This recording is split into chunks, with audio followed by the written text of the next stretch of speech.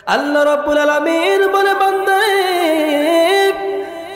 কোন দেশে যদি কোরআনের রাজ কায়েম হয়ে যায়, কোরআন যদি সংসদে চলে যায়, তাহলে ওই সমাজে আর চুরি থাকবে না, জেনার ভয় থাকবে না, দুর্নীতির ভয় থাকবে না। ওই সমাজটা একেবারে সোনার সমাজ হয়ে যাবে।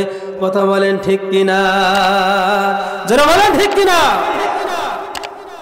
আল্লাহ তাআলা জানালেন, আল্লাযীনা ইম্মাক্কান্নাহুম ফিল আরদি ইয়াকামুস সালাতা ওয়া আতাউজ যাকাতা ওয়া আমারু বিল মা'রুফ ওয়া নাহাউ আনিল মুনকার ওয়া লিল্লাহি আকিবাতুল উমুর। জোরে বলেন আল্লাহু আকবার।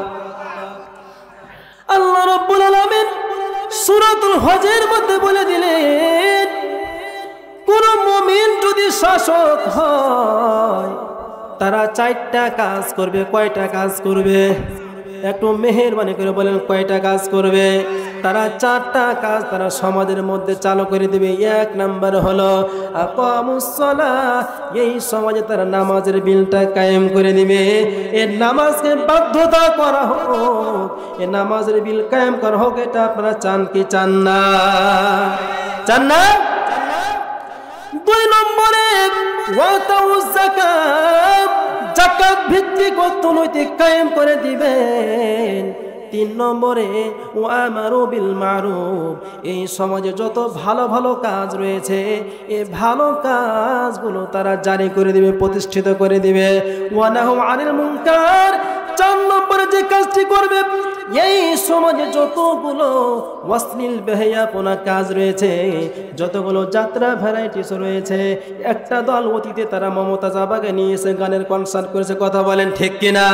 আবার আরেকটি দল ক্ষমতা না যাওয়ার আগে তারা গানের কনসার্ট শুরু করে দিয়েছে। কথা বলেন ঠিক কিনা? যারা বলেন ঠিক কিনা?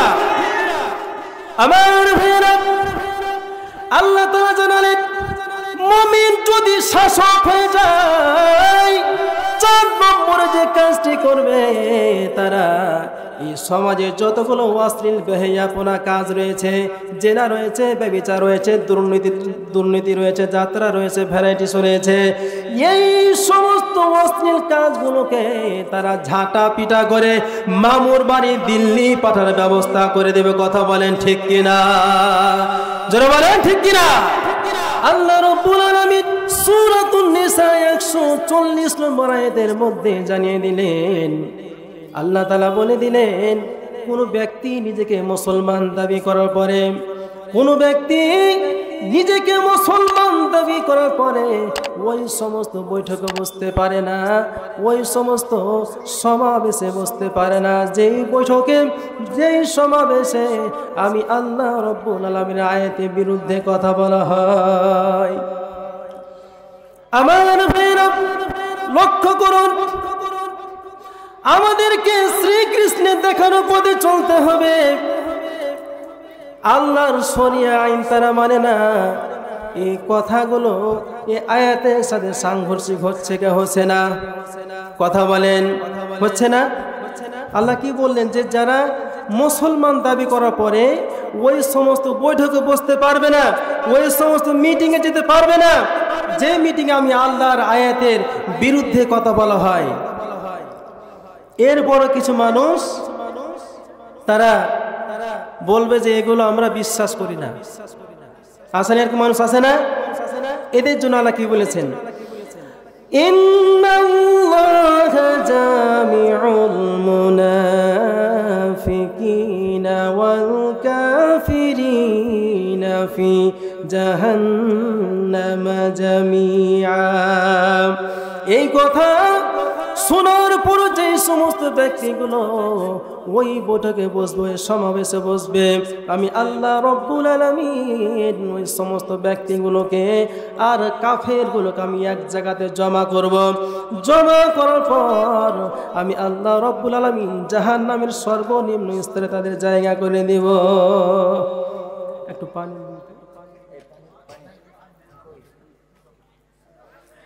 একটু জিগিন করি লা ইলাহা ইল্লাল্লাহ সুবহানাল্লাহ ওয়ালহামদুলিল্লাহ ইল্লাল্লাহ লা ইলাহা ইল্লাল্লাহ সুবহানাল্লাহ ওয়ালহামদুলিল্লাহ লা ইলাহা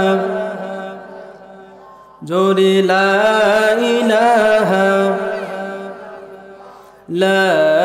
ইলাহা ইল্লাল্লাহু মুহাম্মাদুর রাসূলুল্লাহ সাল্লাল্লাহু আলাইহি ওয়াসাল্লাম।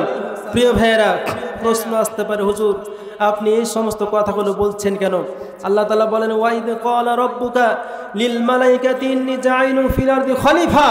প্রত্যেকটি মানুষকে আল্লাহর প্রতিনিধি করে সৃষ্টি করেছেন, কথা বলেন ঠিক কিনা? আল্লাহ রাসূল সাল্লাল্লাহু আলাইহি সাল্লামের উপর ওহী নাজিল করা হলো, তিনি চলে গেলেন, কম্বল গায়ে দিয়ে শুয়ে আছেন। হঠাৎ করে আবার ওহী নাজিল হয়ে গেল, ইয়া আইয়ুহাল মুদ্দাসসির কুম ফানজির ওয়া রাব্বাকা ফাকাব্বির। ওহে কম্বল আবৃতকারী, আপনি উঠুন। আপনাকে কম্বল গায়ে দিয়ে শুয়ে থাকার জন্য নবী করে পাঠানো হয় নাই। আপনি কম্বল গায়ে দিয়ে শুয়ে থাকবেন আর तमाम পৃথিবীর কাফের বেঈমানেরা ইসলামের বিপক্ষে কথা বলবে আর আপনি শুয়ে থাকবেন। এই জন্য আপনাকে নবী করে পাঠানো হলো, কথা বলেন ঠিক কিনা? অতএব কুম ফানজির, উঠুন, রুখে দাঁড়ান, প্রতিবাদ করুন, অন্যায়ের প্রতিবাদ করুন, কথা বলেন ঠিক কিনা? এই জন্য আমাদেরকে এই সমস্ত কথাগুলো বলতেই হবে।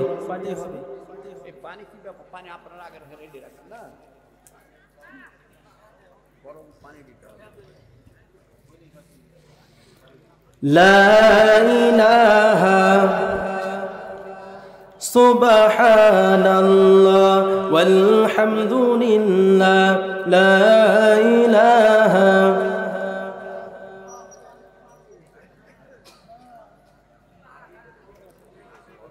লা ইলাহা ইল্লাল্লাহ লা ইলাহা ইল্লাল্লাহু মুহাম্মাদুর রাসূলুল্লাহ সাল্লাল্লাহু আলাইহি সাল্লাম।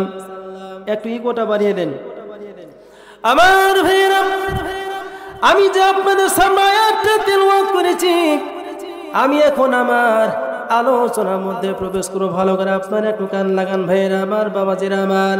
আল্লাহ পাক রব্বুল আলামিন বললেন ওয়ালা তাহিনু ওয়ালা তাহজানু ওয়া আনতুমুল আ'লাউনা ইন কুনতুম মুমিনিন। আল্লাহু আকবার।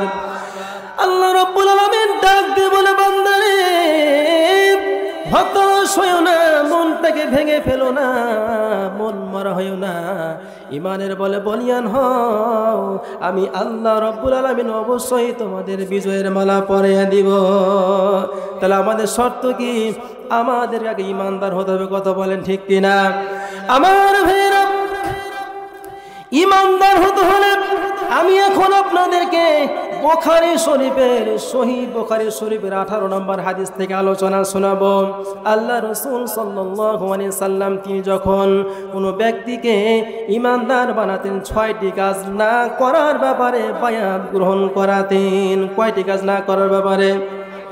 জোরে বলেন লিল্লাহি তাকবীর। বিশ্বনবী জনাবে মুহাম্মদুর রাসূলুল্লাহ সাল্লাল্লাহু আলাইহি ওয়াসাল্লাম তিনি যখন কাউকে ঈমানদার বানাতেন 6টি কাজ না করার ব্যাপারে বায়ান গ্রহণ করাতেন। 1 নম্বরে বিশ্বনবী জনাবে মুহাম্মদুর রাসূলুল্লাহ সাল্লাল্লাহু আলাইহি ওয়াসাল্লাম বলেন, খবরদার খবরদার তোমরা শিরিক করবে না। আল্লাহ তাআলা জানালেন ইন্না শিরকা লা যুলমুন আযীম। নিশ্চয় শিরিক হচ্ছে মস্ত বড় গুনাহ, কথা বলেন ঠিক কিনা? শুধু তাই না, আল্লাহ তাআলা বলেন ইন্নাহু মাইয়াশরিকু বিল্লাহি ফাকাদ হারামাল্লাহু আলাইহিল জান্নাহ ওয়া মাওয়াহুন নার। আল্লাহ রাব্বুল আলামিন জানিয়ে দিলেন, আমি আল্লাহ তাদের জন্য হারাম করে দিয়েছি। কাদের জন্য হারাম করেছি? ইন্নাহু মাইয়ুশরিক বিল্লাহ, যারা আমি আল্লাহর সাথে শিরিক করেছে, যারা আমি আল্লাহর সাথে অংশীদার স্থাপন করেছে, যারা আমি আল্লাহ তাদের জন্য হারাম করে দিয়েছি। কি হারাম করেছি? ফাকাদ হারামাল্লাহু আলাইহিল জান্নাহ, আমি জান্নাতকে হারাম করে দিয়েছি। ওয়া মাওয়াহুন নার, এবং তাদের জন্য আমি আল্লাহ রাব্বুল আলামিন জাহান্নামের আগুনকে নির্ধারণ করে দিয়েছি। ওয়া মানিয যালিমিনা মিন আনসার, এবং তাদের জন্য কেউ সাহায্যকারী হবে না, কেউ সাহায্যকারী হবে না। আপনি চিন্তা করতে পেরেছেন? যারা শিরক করবে আমি তাদের জন্য জান্নাতকে হারাম করে দিয়েছি এবং জাহান্নামের আগুনকে নির্ধারণ করে দিয়েছি।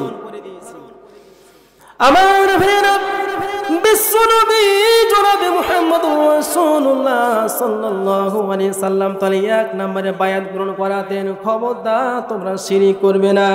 2 নম্বরে তোমরা দুর্নীতি করবে না, চুরি করবে না, দুর্নীতি করবে না।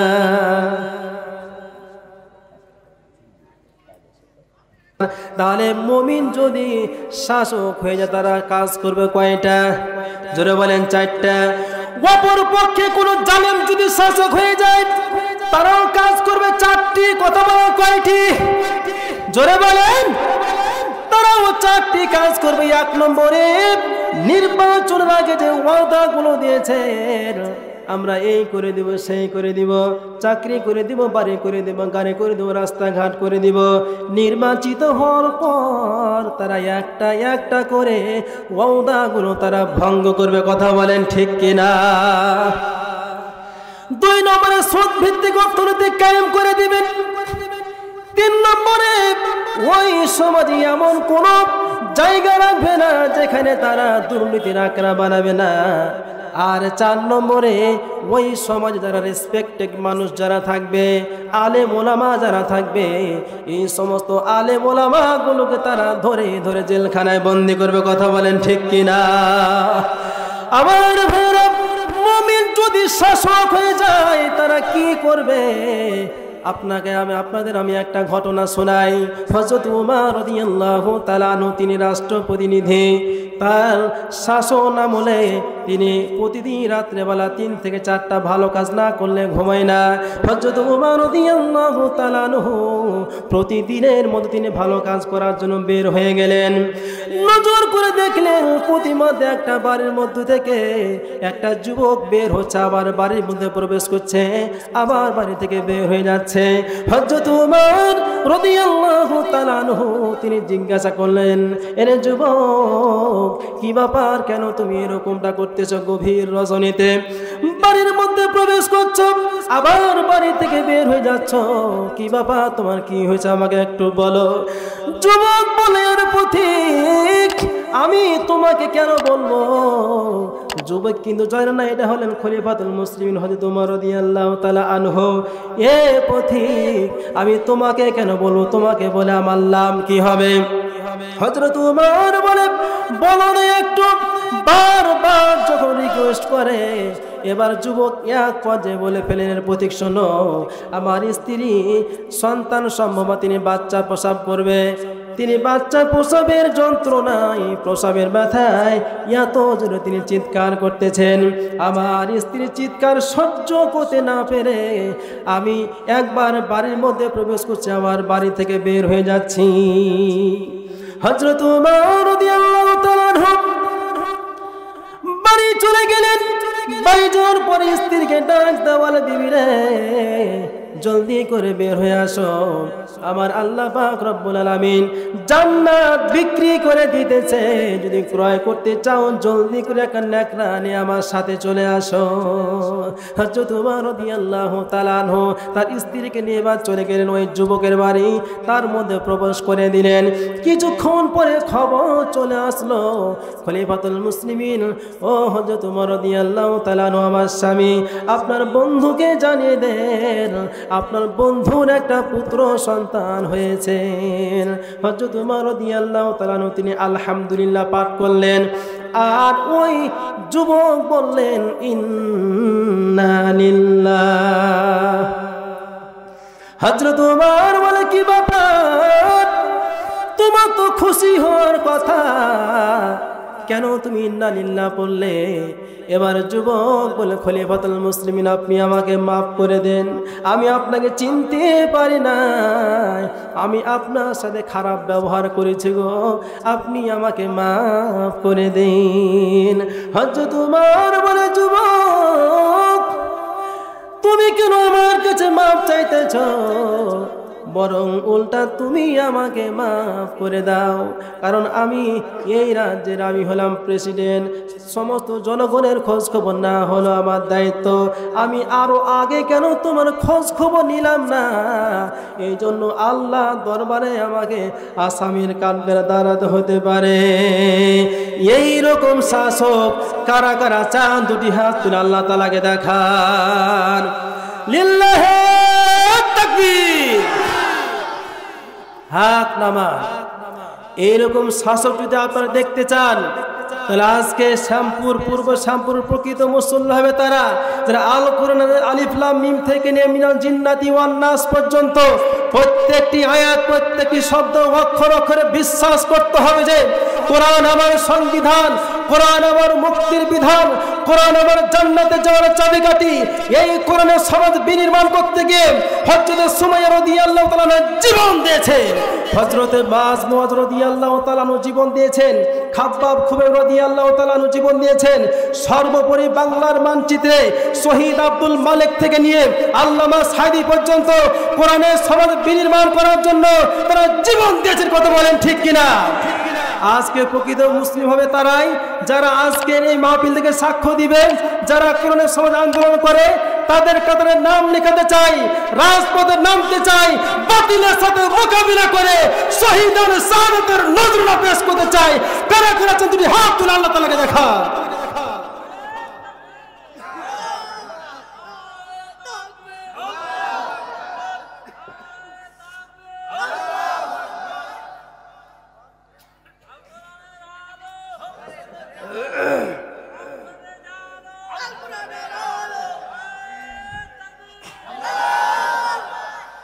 আবার ভাইরা লক্ষ্য করেন, তাহলে বিশ্বনবী জনাবে মুহাম্মদুর রাসূলুল্লাহ সাল্লাল্লাহু আলাইহি সাল্লাম 2 নম্বরে তিনি বায়াত গ্রহণ করাতেন, খবরদার তোমরা দুর্নীতি করবে না, চুরি করবে না। 3 নম্বরে বায়াত গ্রহণ করাতেন, খবরদার তোমরা জেনা করবে না, তোমরা ব্যভিচার করবে না। আজকে সমাজে জেনা ব্যভিচার আছে না নাই? জোরে বলেন। আমি মা বোন যেহেতু আজকের মাহফিলে মা বোনদের সংখ্যা বেশি, মা বোনদের ব্যাপারে একটা হাদিস বলে আমি আলোচনায় দিতে নেব ইনশাআল্লাহ। আমার মায়েরা বোনেরা, বিশ্ব নবী জনাবে মুহাম্মদুর রাসূলুল্লাহ সাল্লাল্লাহু আলাইহি সাল্লাম তিনি বলেছেন 7 শ্রেণীর নারী তারা দাজ্জালের ফিতনা, তারা দাজ্জালের বেড়াজাল। কয় শ্রেণীর নারী? জোরে বলেন। বিশ্ব নবী 1 নম্বর বলে আন্নানা। আন্নানা মানে ওই সমস্ত নারীদেরকে বলা হয় যারা স্বামীকে বিয়ের পর বলতে থাকে, স্বামীরে শুধু আমার জন্য খরচ করো, তোমার মা বাবার জন্য খরচ করার দরকার নাই। এইরকম মহিলা মনে হয় শ্যামপুরে নাই, আমাদের এলাকাতে আছে। দরকার নাই তোমার মা বাবার জন্য খরচ করো, দরকার নাই তোমার ভাই বোনদের জন্য খরচ করা, শুধু আমার জন্য খরচ করে, এরকম নারী আছে না নাই? আল্লাহ নবী বলেন আন্নানা ওই সমস্ত নারীদেরকে বলা হয় যারা স্বামীকে শুধু বলে